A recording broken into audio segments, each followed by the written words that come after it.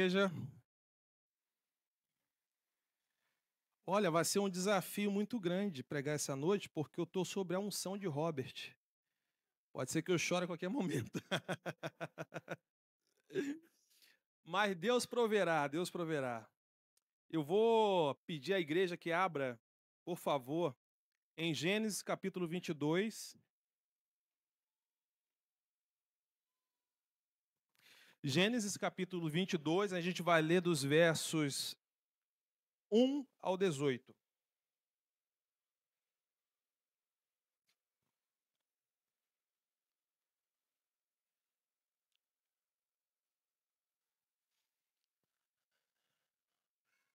Vamos ler? Diz assim a palavra do Senhor. Depois dessas coisas, Deus pôs Abraão à prova e lhe disse: Abraão, este lhe respondeu: Eis-me aqui. Deus continuou: Pegue o seu filho, o seu único filho, Isaque, a quem você ama, e vá à terra de Moriá. Ali ofereça-o em holocausto sobre um dos montes que eu lhe mostrarei. Na manhã seguinte, Abraão levantou-se de madrugada e, tendo preparado o seu jumento, levou consigo 2 dos seus servos e Isaque, seu filho. Rachou lenha para o holocausto e foi para o lugar que Deus lhe havia indicado. No terceiro dia, Abraão ergueu os olhos e viu o lugar de longe. Então disse aos servos: Espere aqui com o jumento. Eu e o rapaz iremos até lá, e depois de termos adorado, voltaremos para junto de vocês. Abraão pegou a lenha do holocausto e a colocou sobre Isaque, seu filho. Ele, por sua vez, levava nas mãos o fogo e a faca. Assim os dois caminhavam juntos. Isaque rompeu o silêncio e disse a Abraão, seu pai: Meu pai. Abraão respondeu: Eis-me aqui, meu filho. Isaque perguntou: Eis aqui o fogo e a lenha, mas onde está o cordeiro para o holocausto? Abraão respondeu: Deus proverá para si o cordeiro para o holocausto, meu filho. E os dois seguiam juntos. Chegaram ao lugar de Deus que Deus lhe havia indicado. Ali Abraão edificou um altar, arrumou a lenha sobre ele e amarrou Isaque, seu filho, e o deitou no altar em cima da lenha. E, estendendo a mão, pegou a faca para sacrificar o seu filho. Mas do céu o anjo do Senhor chamou: Abraão, Abraão. E ele respondeu: Eis-me aqui. Então lhe disse: Não estende a mão sobre o menino e não faça nada a ele, pois agora sei que você teme a Deus, porque não me negou o seu filho, o seu único filho. Abraão ergueu os olhos e viu atrás de si um carneiro preso pelos chifres entre os arbustos. Abraão pegou o carneiro e o ofereceu em holocausto, em lugar do seu filho. E Abraão deu àquele lugar o nome de O Senhor Proverá. Daí dize-se até o dia de hoje: no monte do Senhor se proverá. Então, do céu, pela segunda vez, o anjo do Senhor chamou Abraão e disse: Por que você fez isso e não me negou o seu filho, o seu único filho? Juro por mim mesmo, diz o Senhor, que certamente o abençoarei e multiplicarei a sua descendência como as estrelas dos céus e como a areia que está na praia do mar. Sua descendência tomará posse das cidades dos seus inimigos. Na sua descendência serão benditas todas as nações da terra, porque você obedeceu a minha voz. Vamos orar mais uma vez. Senhor, muito obrigado. Obrigado porque essa noite, como ela é assim conhecida, Pai, é uma noite de agradecer. É uma noite de gratidão. Os nossos corações, Senhor, estão profundamente, Senhor, impactados desde já, Senhor, pela ação do Teu Santo Espírito. Deus, te pedimos, ó Pai, que o Senhor sinta-se à vontade no nosso meio. Fala com a Tua igreja, Senhor. Fala comigo. Que o Senhor possa, Deus querido, trazer para cada um de nós, Pai, aquilo que a gente precisa, Pai, não aquilo que gostaríamos de ouvir. Trata, Deus querido, com os meus irmãos, não permita que ninguém saia daqui, Pai, sem escutar da Tua voz, da porção que o Senhor tem para cada um de nós esta noite. É em nome de Jesus que nós oramos. Amém e amém. Como eu disse, é uma noite bem difícil, né, de falar, até porque envolve questões emocionais, né? A minha filha daqui a pouco vai ter a oportunidade de falar um pouco daquilo que Deus fez na vida dela, e eu tenho certeza que vai abençoar a vocês, como tem nos abençoado, e eu espero que vocês possam também ser impactados por essa mensagem que eu vou compartilhar agora, como eu fui. A gente está falando da história desse homem que é o patriarca, ele que é o pai da fé. Hoje é muito simples, é muito fácil a gente olhar para ele e falar, ele é o pai da fé. Mas acontece que essa história, ela começa um pouco antes até do que os versículos que a gente acabou de ler. A gente, quando lê o versículo 1, a palavra de Deus começa dizendo assim, depois dessas coisas. Eu queria, então, falar um pouquinho do que antecedeu essa palavra. Abraão, como os irmãos sabem, ele é um homem que morava em Ur com o seu irmão e também o seu pai. Aparece um certo dia uma voz e fala com ele. Para Abraão era algo extremamente novo, porque afinal de contas ele estava acostumado a ver o seu irmão Naor, por exemplo, confeccionando deuses feitos por mãos humanas. Então, era muito comum naquela época os deuses ter seus próprios nomes, suas próprias características, formas. E quando Abraão se depara com essa voz que chama ele Abraão, Abraão, para ele foi uma novidade, porque afinal de contas era um Deus desconhecido que não tinha nome nem forma. Ele então, impactado por uma voz, como alguns teólogos chamam de irresistível, ele não resiste àquela voz, ele decide então acreditar e confiar naquele Deus que até então era desconhecido para ele. Abraão, então, ele sai da terra de Ur dos Caldeus, na Mesopotâmia. Dali ele vai para o lugar que Deus tinha mostrado para ele, que era para ele ir, que era Harã. Então, ele parte dali. É importante a gente estar ciente disso, com nada menos que 75 anos de idade. 75 anos de idade, um homem já avançado, um homem com sua força um tanto quanto já limitada, mas ainda assim ele decide encarar essa jornada, que aliás ele não sabia para onde ia inicialmente, não sabia quanto tempo isso ia demorar e não sabia se necessariamente ele ia conseguir chegar até o destino, porque afinal de contas esse era um Deus desconhecido para ele. Mas ele então, pela sua fé, ele decide obedecer àquela voz que falava ao mais profundo do seu coração. Ele foi então guiado inicialmente por duas palavras, pela fé e pela promessa. Abraão, durante toda a história dele, ele é guiado por fé e promessa. Ele é guiado por aquilo que Deus prometeu para ele e por aquilo que Deus estimulou e fez com que ele pudesse cada vez mais deixar crescer no seu coração, que era a fé. A fé que nos move, a fé que quando a gente olha uma criança como Esther, que tinha um diagnóstico um tanto quanto delicado, e quem não viu Esther inchada e quem não viu Esther internada, olha para ela hoje magra, fininha, sorrindo, cantando, e não consegue entender como que isso acontece. Só consegue entender se tiver um elemento chamado fé. Se nós não tivermos esse elemento, a gente não vai conseguir entender absolutamente nada. Abraão, ele foi um dos primeiros homens a trabalhar isso no seu íntimo, essa palavra que, embora seja composta por duas letras, mas de uma importância absurda, a começar a botar em prática. Só que Abraão também, ele sai dali com algumas palavras direcionadas para a vida dele. Ele chega na Terra Prometida sobre uma ordem, e a ordem era essa: Abraão, sê tu uma bênção. Abraão, eu abençoarei os que te abençoarem, e também, na mesma intensidade, amaldiçoarei os que te amaldiçoarem. Deus havia prometido a ele uma grande descendência, como a areia do mar e como as estrelas do céu. Há um dado momento que ele fala assim: Abraão, olha para o alto, quantas estrelas se é que tu podes? Assim será a tua descendência. Só que passa um tempo. Nós sabemos que Abraão ele era um homem muito abençoado, um homem que é conhecido como pai da fé, mas ele também era um homem. Abraão também era um homem. E como homem que errou algumas vezes. Passaram-se 13 anos, aliás, 11 anos desde a promessa que Deus tinha feito para Abraão. E o filho prometido não chegava. E o filho que Deus havia falado para ele não nascia. E a mulher dele não engravidava. Ela começa então a observar que esse homem estava esperando uma promessa e essa promessa não acontecia. Talvez eles não tinham entendido muito bem essa promessa. Ou talvez Deus tinha esquecido da promessa que tinha feito para ele. A mulher dele, então, sugere que ele deite com a sua escrava, a sua empregada chamada Agar. Porque ela disse o seguinte: Abraão, Deus falou que seria o filho. Esse seria aquele que ele haveria de multiplicar e você ia ser pai de uma grande nação.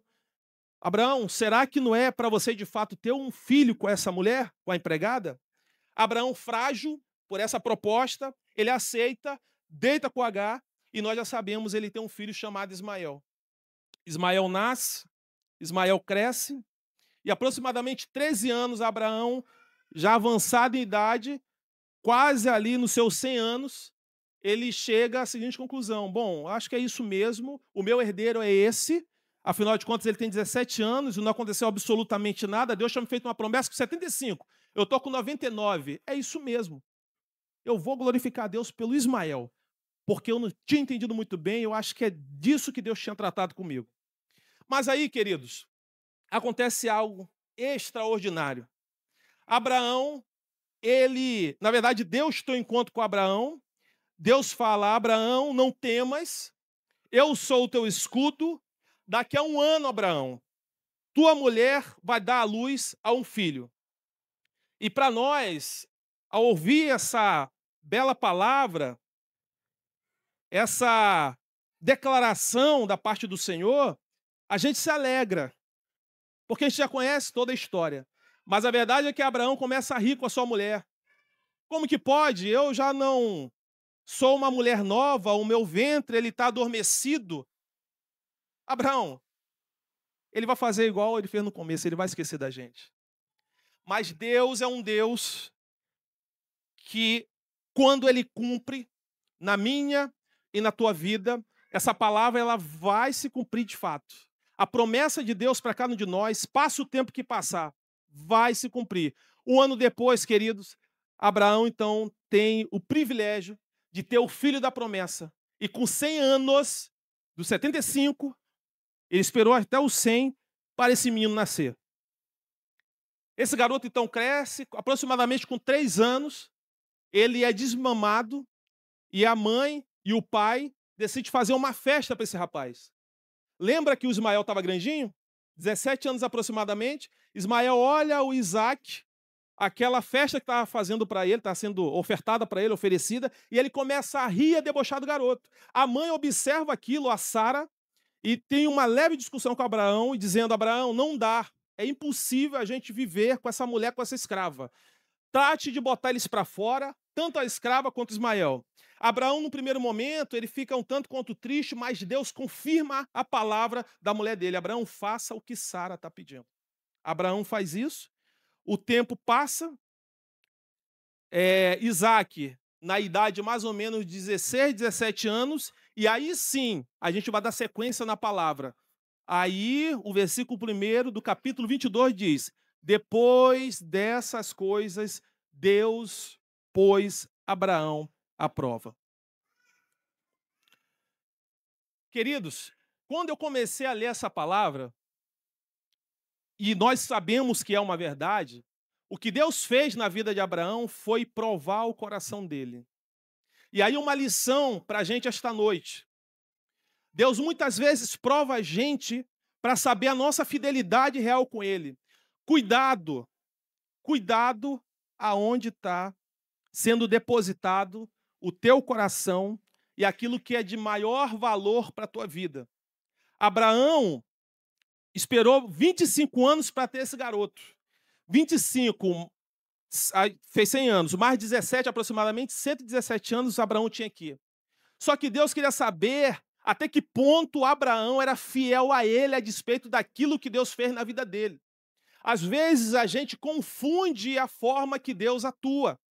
A gente passa a dar uma atenção muito grande naquilo ou naquelas pessoas que Deus bota em nosso redor.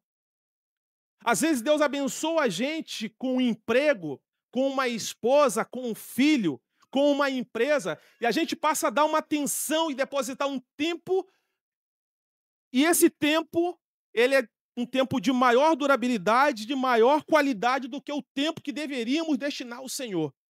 Abraão, então, ele é tratado e observado nessa expectativa. Abraão, será que de fato o teu coração está voltado para mim?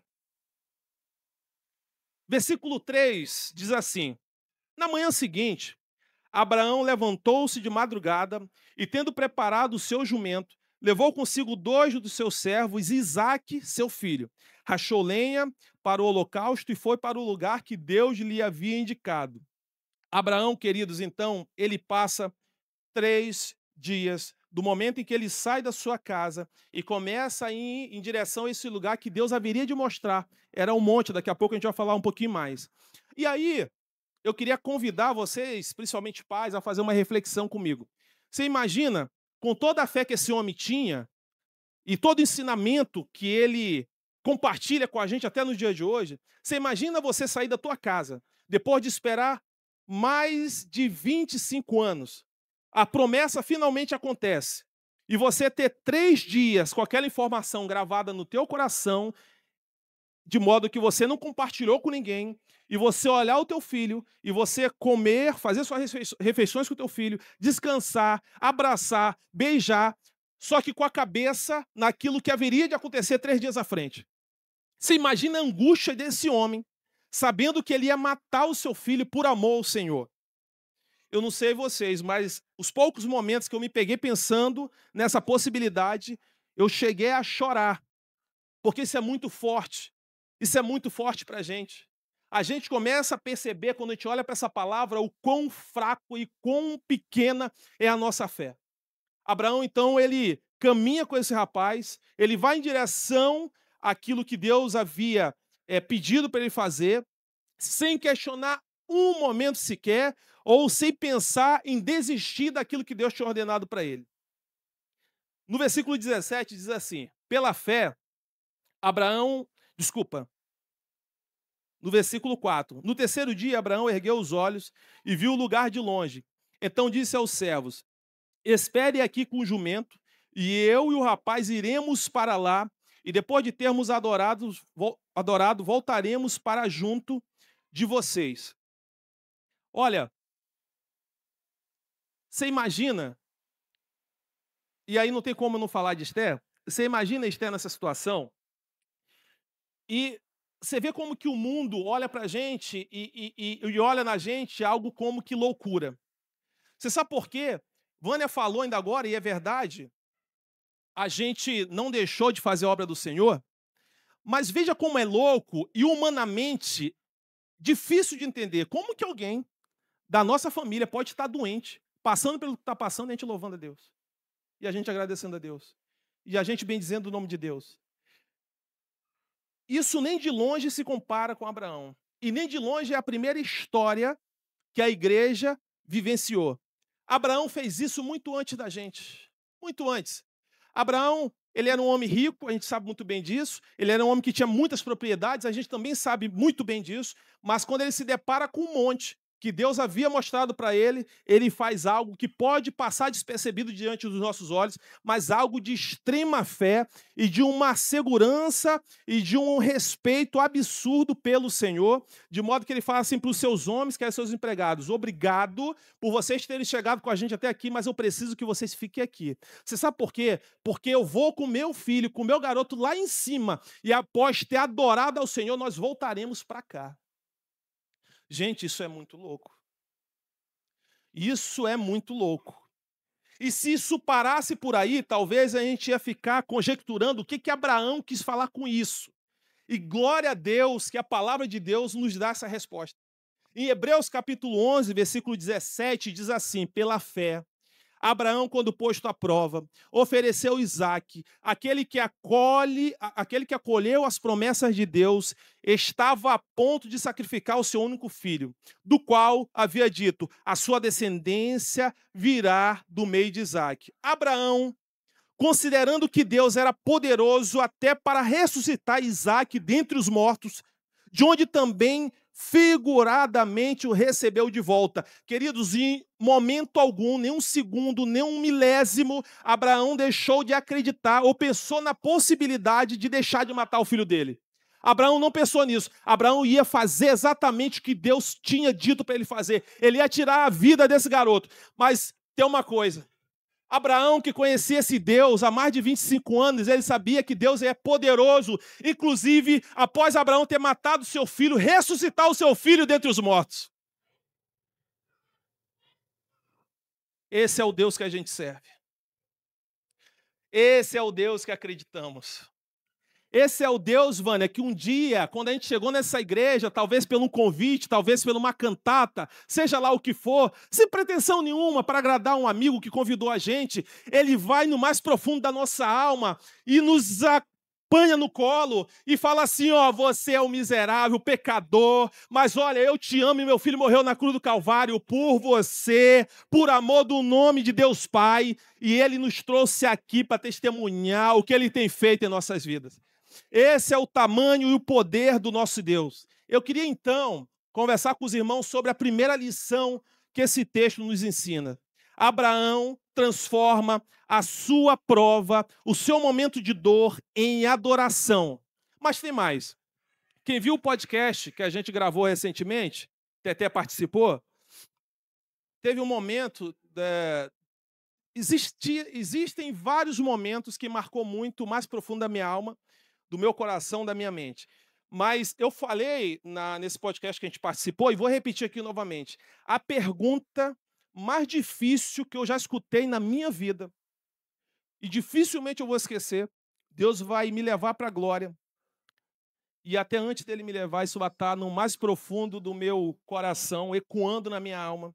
E a resposta mais difícil de dar, quando Esther, depois de 9 vezes internada, inchada com uma peritonite, água, líquido na barriga, ia fazer uma inserção de um pique, quem é enfermeira e da medicina sabe bem, que é tipo um catéter que entra aqui no pescoço e vai na direção do coração, chorando, depois de ter levado mais ou menos umas 7, 8 agulhadas e não ter dado certo. Ela fala assim, pai, eu já entendi, eu sei que a gente acredita em Deus, mas, pai, por que eu estou passando por isso?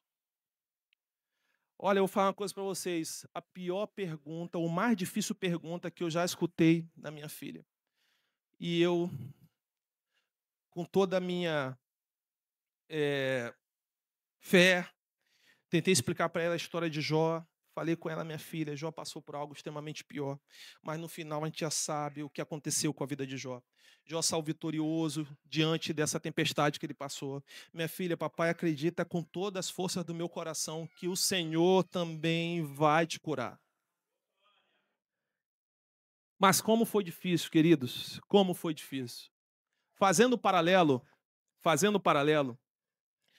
no versículo 7 diz assim, Isaac rompeu o silêncio e disse a seu pai, meu pai. Abraão respondeu, eis-me aqui, meu filho.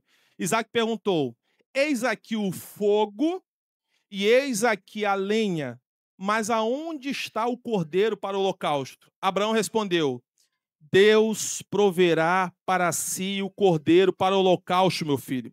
Foi a primeira vez na Bíblia que a palavra Jeová Jirê apareceu.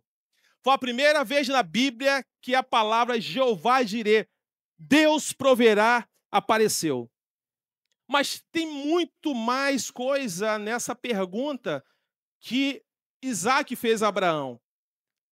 Porque, fazendo uma pesquisa, o monte que Deus tinha mostrado para Abraão era o Monte Moriá. Se o ponto que Abraão deixou os seus servos foi aproximadamente no Monte das Oliveiras, de lá até o Monte Moriá são 30 minutos. Eu queria pensar que a gente está falando de uma inclinação, um lugar que para você subir você cansa, você fica fadigado e, portanto, é um tempo aí considerável. Vocês há de convir comigo que Abraão, mais de 100 anos, frágil, fraco, está com um garoto de 16, 17 anos. Vocês concordam que a força que esse rapaz tinha era suficiente para falar assim para o pai, pai, eu não vou e não toque em mim. Empurrar o pai, descer morro abaixo. Mas acontece algo fenomenal no fim dessa pergunta que Isaac fez para Abraão. Eu, no meu momento de construção, tentando entender o que aconteceu ali com Abraão e Isaac, eu creio que Abraão teve a oportunidade de falar para Isaac coisas que ele nunca falou.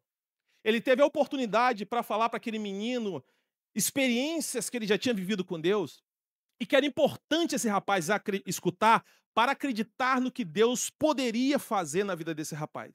Ele começa então a dizer como que Deus chamou ele lá atrás em Ur dos Caldeus, com seu irmão, com seu pai. Ele começa a escutar da parte de Abraão que Deus honrou Abraão, que Deus enriqueceu Abraão, que Deus fez com que Abraão vencesse vitórias grandes e memoráveis. Ele com certeza escutou Abraão falando da história de Ló, quando Deus ele aparece para Abraão e pela infinita misericórdia de Deus e pelo pedido de Abraão ele poupou o seu sobrinho. Ele começa a escutar a bênção que Abraão recebeu de Melquisedeque. Ele começa a escutar um monte de história e um monte de testemunho da parte de Deus.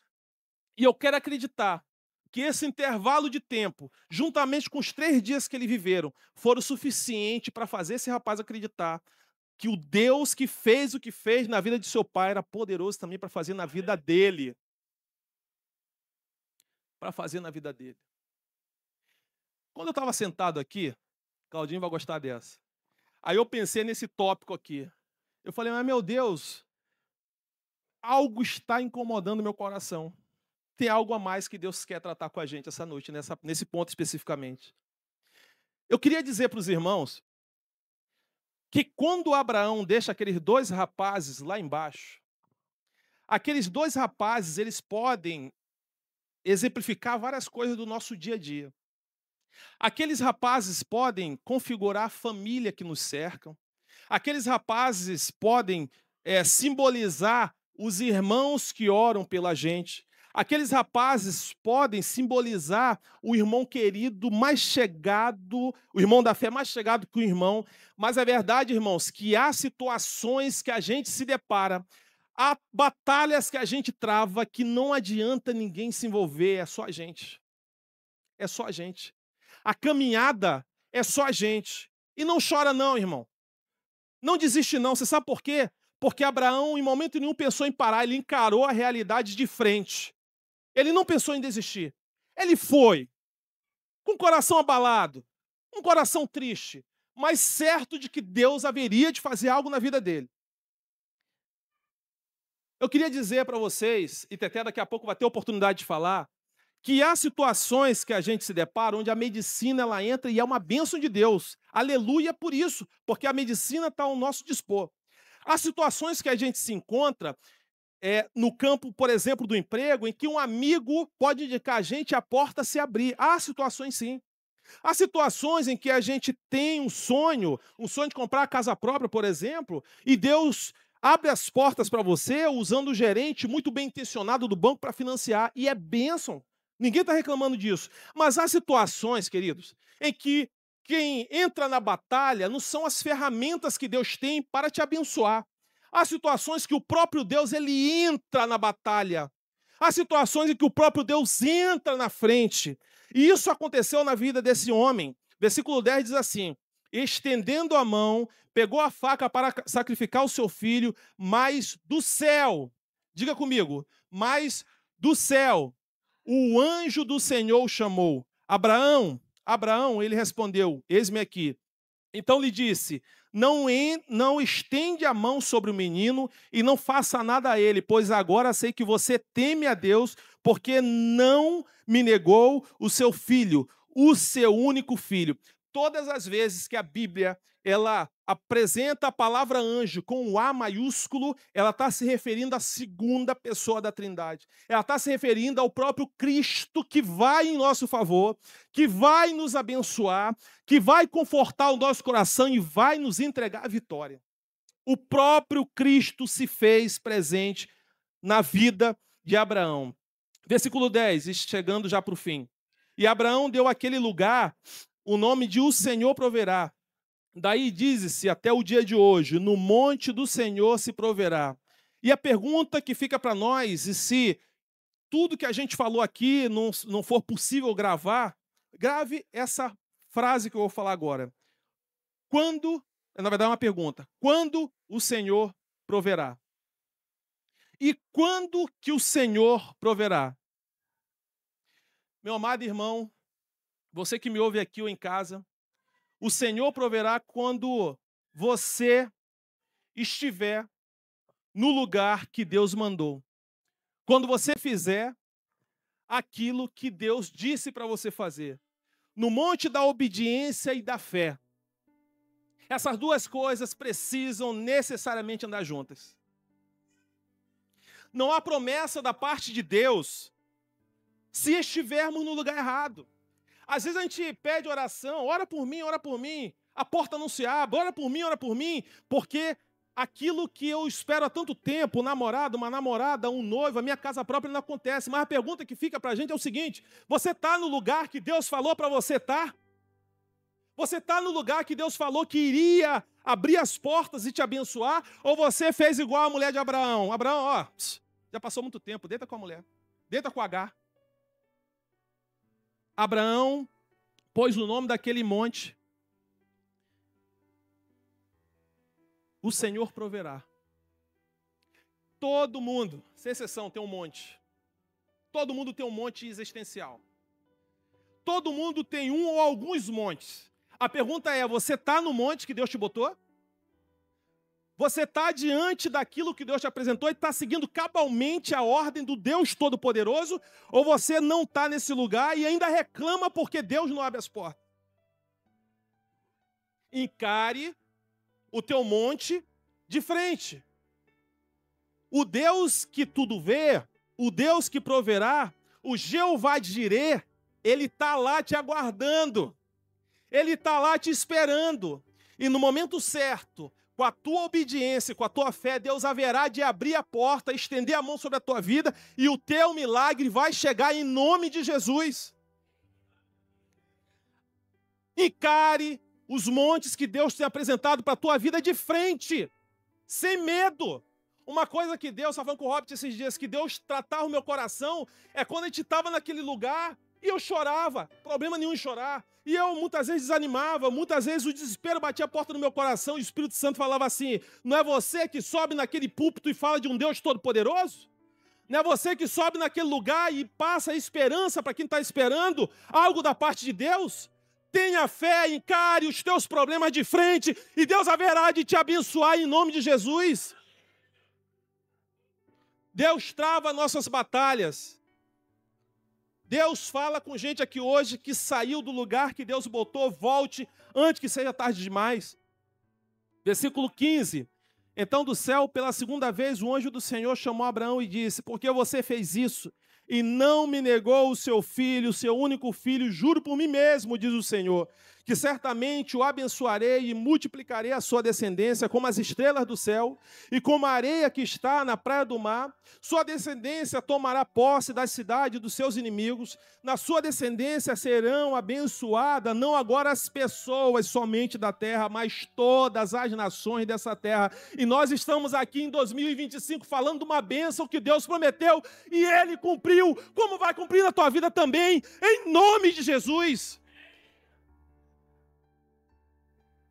Deus corresponde à fidelidade do nosso coração, meus irmãos. Deus corresponde à fidelidade do nosso coração. Porque nós estamos andando tão fraco e tão desacreditados assim, como se o Deus que fez isso na vida de Abraão fosse um Deus diferente que hoje está aqui visitando a nossa igreja. Ele não é. Ele é o mesmo Deus, Ele é imutável, Ele não muda, a palavra dEle não volta atrás. Se Ele falou que vai cumprir, Ele vai cumprir. Passe o tempo que durar, passe 5 anos, 10 anos, 25 anos, mas Ele vai cumprir. Volte para o teu monte e encare os fatos de frente, que Deus vai te abençoar e a bênção do Senhor vai alcançar não só você, mas a tua descendência. Em nome de Jesus, Pai, nós louvamos o Teu nome, Senhor, não porque conhecemos um Deus que está no madeiro como que com uma cara de choro e derrotado, mas nós glorificamos o Teu nome, Senhor, porque o Senhor haverá de nos buscar e todas as demandas que tem feito os nossos olhos lacrimejarem, o nosso coração doer, haverão de cessar, Pai, porque essa vida, por mais que a gente viva 30, 50, 70, 100 anos, não é absolutamente nada comparado com a glória que há de vir, Pai. Muito obrigado, Jesus. Muito obrigado porque um dia o Senhor nos alcançou, Pai. Muito obrigado porque um dia, Senhor, o Senhor tirou a gente do lamaçal nojento, podre que nós nos encontrávamos e transportou cada um de nós para o reino do Filho do teu amor.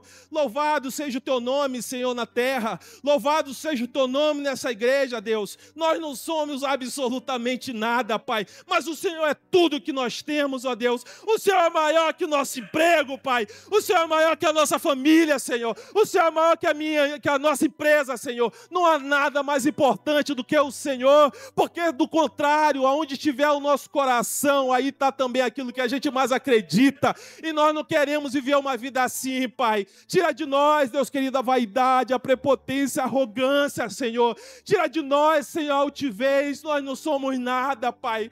Deus, há momento em nossas vidas que o currículo, Deus, há momento em nossas vidas, ó Deus, que a faculdade, que a teologia não faz o mínimo de sentido, Pai. Só o que faz sentido é te conhecer, Senhor. Só o que faz sentido, Senhor, é ter sido carregado no teu colo, Senhor. Só o que faz sentido é isso, Senhor. Deus, perdoa, Senhor, nossas imperfeições, Pai. Perdoa, Senhor, porque nós somos ingratos, ó Pai. Nós somos mesquinhos, Senhor. Onde o que importa, Senhor, como Abraão nos ensinou, não era o quanto ele tinha, mas o que ele tinha. E o que ele tinha era uma promessa, Senhor. O que ele tinha era uma certeza que houvesse o que acontecesse o que aconteceu. O Senhor tinha poder para ressuscitar o seu filho dos mortos. Abraão não levou na caminhada empregado, Jesus. Abraão não levou na caminhada carreata, Senhor. Ele não levou currículo, Senhor. Ele levou uma promessa, Pai. Ele levou uma promessa no coração. Podia acontecer o que acontecer, Senhor. Ele sabia que haveria de se cumprir, Pai. Obrigado, Jesus. Porque nós não acreditamos, Senhor Jesus, no laudo médico, Senhor, ainda que em alguns momentos seja importante. Mas a palavra final não é o laudo médico, Senhor. A palavra final é a palavra do Jeová Jireh, o Deus que provê tudo, Jesus. Essa é a palavra final, Jesus. Nós glorificamos o teu nome essa noite, Senhor. Nós glorificamos o teu nome, Senhor Jesus, nesse lugar, Pai. Esse lugar é um lugar onde Deus reina. Essa igreja é a igreja do Senhor. Gerações não vão acabar, Senhor. Gerações não vão morrer, Senhor. Porque nós acreditamos no teu poder, Jesus. Repreenda todo o mal sobre a nossa igreja, Pai. Repreenda todo o mal sobre o teu povo, Jesus. Te entregamos, ó Pai, a nossa comunidade em tuas mãos. Os nossos irmãos, o nosso pastor Idáureo, Senhor. Toma o teu filho em tuas mãos, Jesus. Cuida do teu filho, Senhor. Guarda o teu filho, Jesus. Ser com o seu coração, com a sua mente, com a sua saúde. Abençoa também o pastor Davidson, Pai. Toma o teu servo em tuas mãos e toda a liderança dessa igreja. Que essa igreja possa ser luz, Senhor, nesse local. Que essa igreja possa ser bênção nesse lugar. E que outras famílias, ó Deus, possam experimentar também daquilo que nós temos experimentado, Pai. Em nome de Jesus, Senhor. Amém. Eu falei que ia ser difícil.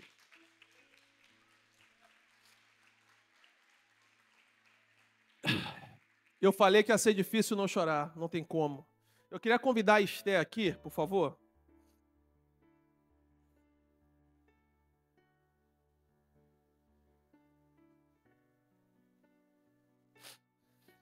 Esther, ela vai contar um pouco daquilo que Deus fez na vida dela. E detalhe, eu conversei com ela quando eu cheguei aqui, muito rapidamente. Ela falou para mim assim: pai, eu não quero que você me fale nada, eu quero falar o que está no meu coração.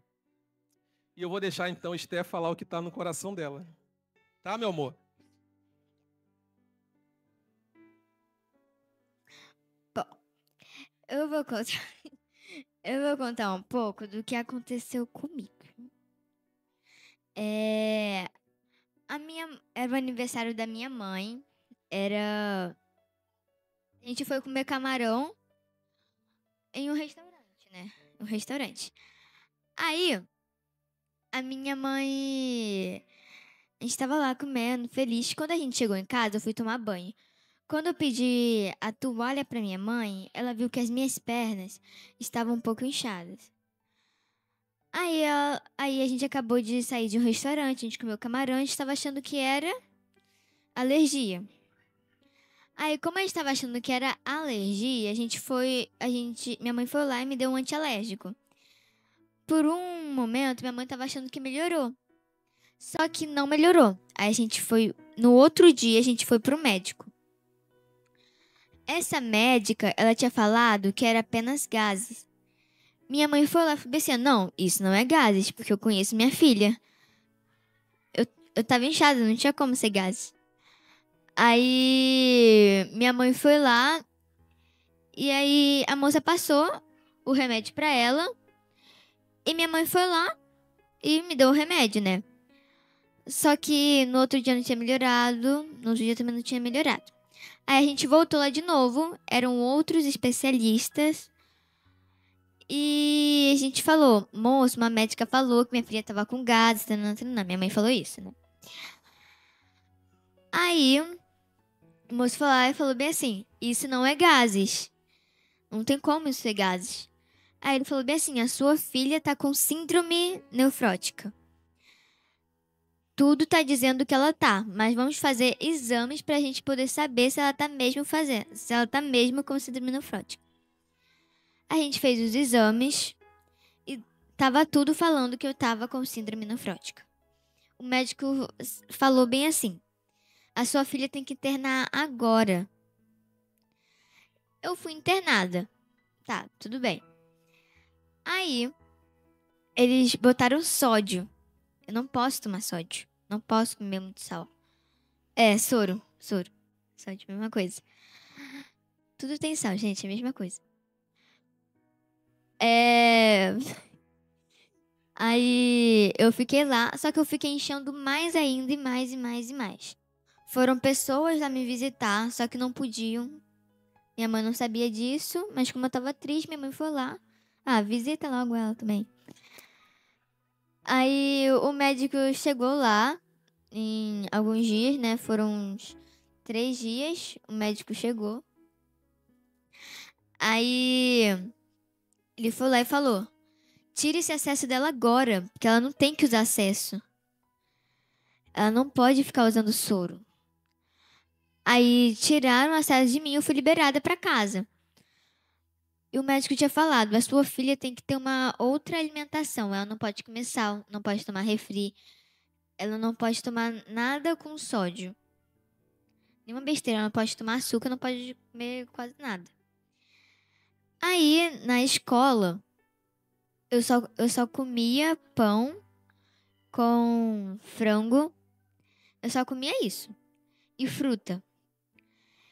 Em casa, eu comia as comidas todas sem sal, tudo sem sal. Eu comia um monte de vegetais. Um monte de vegetais. Aí foi passando, a gente foi fazendo exames. Eu fiquei tomando. Esqueci o nome do remédio. Corticoide. Fiquei tomando corticoide. Aí tava funcionando. E tava indo super bem. Até que o corticoide começou a não funcionar. E eu comecei a ficar internando, muitas vezes. Até que teve um momento que o médico falou pra minha mãe tirar o corticoide de mim. Que eu não tava mais funcionando.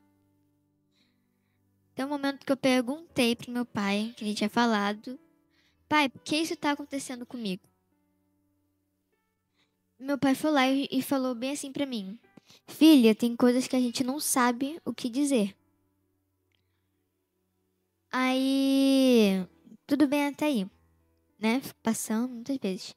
Até que o médico tinha falado que eu tinha que usar. Era o quê? Rituximab. É um remédio. Aí eu tinha que ficar usando ele. Só que era na veia. Só que antes de usar ele, a gente ainda estava testando o corticoide. Teve um momento que era o dia da vigília. Eu tava com peritonite, que era grave, muito grave.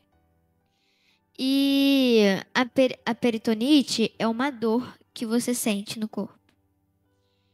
E eu sentia muita dor, ficava com muita febre e muita dor. Quando a gente foi pro hospital, eu era bem cedo, acho que era mais 6 horas da manhã a gente foi pro hospital. De tanta dor que eu tava sentindo. Aí, a gente foi pro hospital, o médico chegou lá. Eu fui internada no CTI. O médico chegou lá e falou bem assim, ó. Mãe, se você não viesse logo, a sua filha poderia ter morrido. Então, a minha mãe, ela agradeceu a Jesus porque eu não tinha morrido naquele momento. De madrugada, meu pai ele veio aqui na vigília. E ele ficou orando por mim aqui. Ele falou sobre mim. E quando ele voltou lá, ele falou pra mim que muitas pessoas estavam orando por mim. Muitas pessoas em vários lugares, muitos lugares. Então, a gente passou isso. O médico botou o rituximab pra eu tomar. Aí eu tomei rituximab, só que também antes de eu tomar o rituximab, eu tinha tido um sonho no hospital, quando eu tava com a peritonite. E esse sonho era que eu tinha saído do hospital. Eu saí do hospital. Eu fui pra minha casa, normal. Quando eu cheguei em casa, eu sentei no sofá. E eu tinha reparado que eles não tiraram o acesso.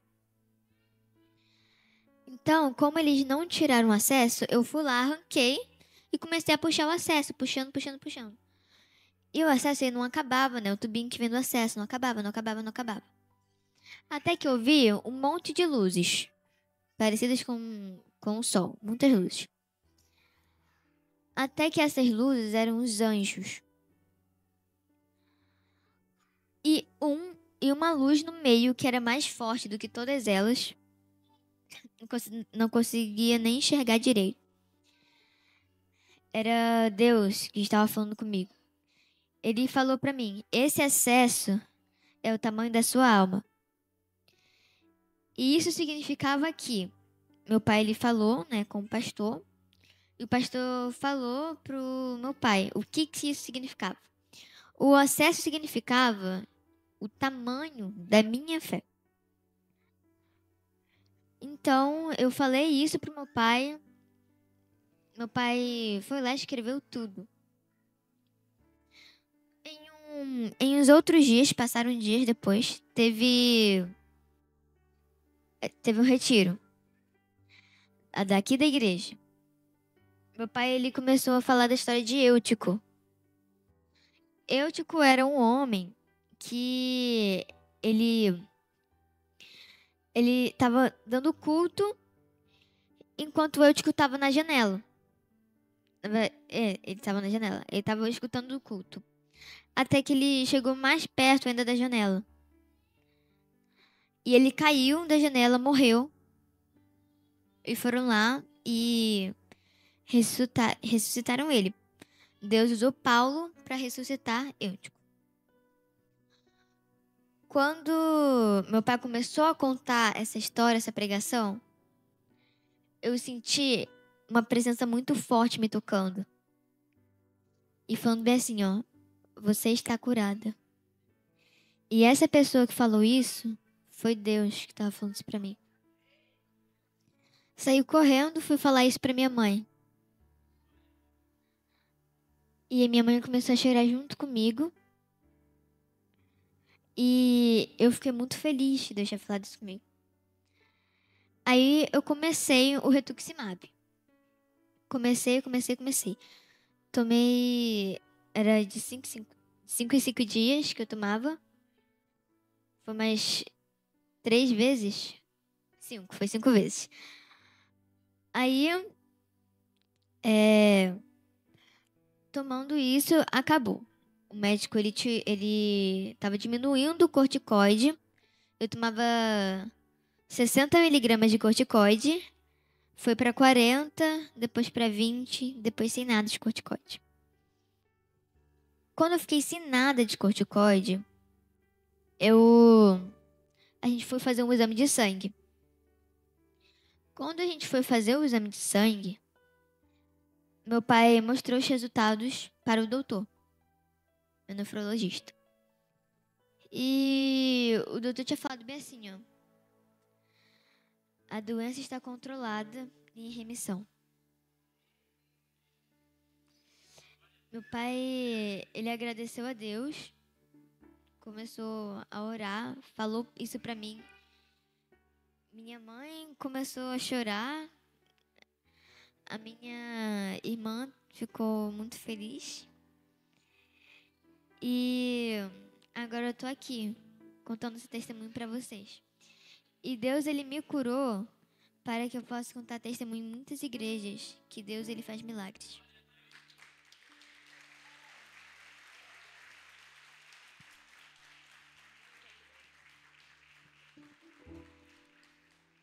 Queridos, enquanto o Ministério de Louvor sobe aqui, por gentileza, vocês não fazem ideia. Ana Cláudia, você sabe como que a gente ficou nessa hora? Igual aquela mulher, quando o filho se converte naquele filme.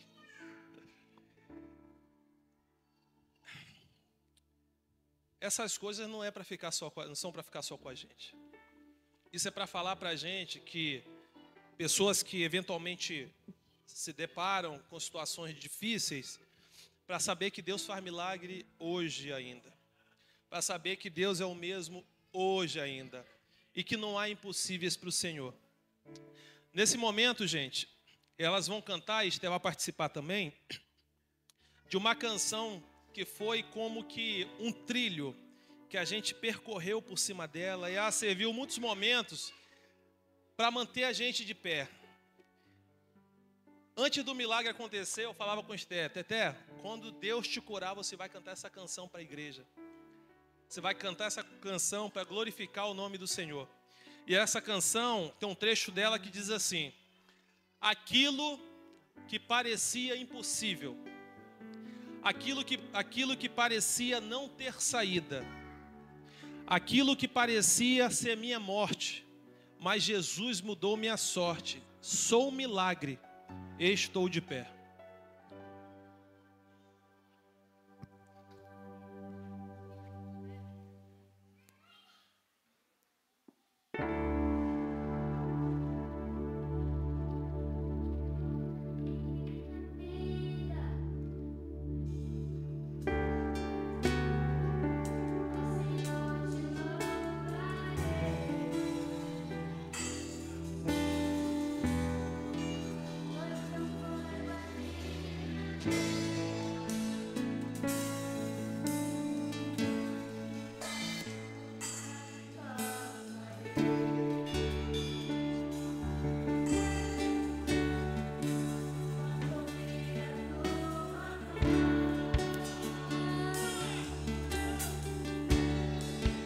É mais doce do que mel,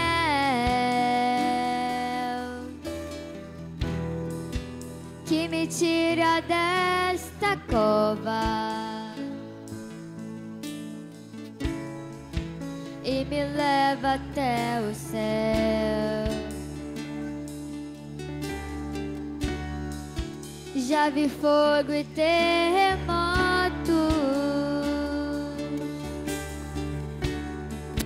vento forte que passou.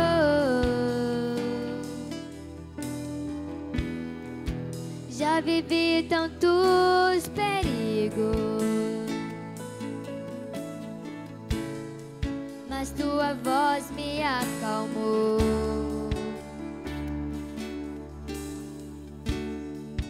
Tu dás ordem às estrelas e ao mar os seus limites. Eu me sinto tão seguro no teu colo, ó Altíssimo.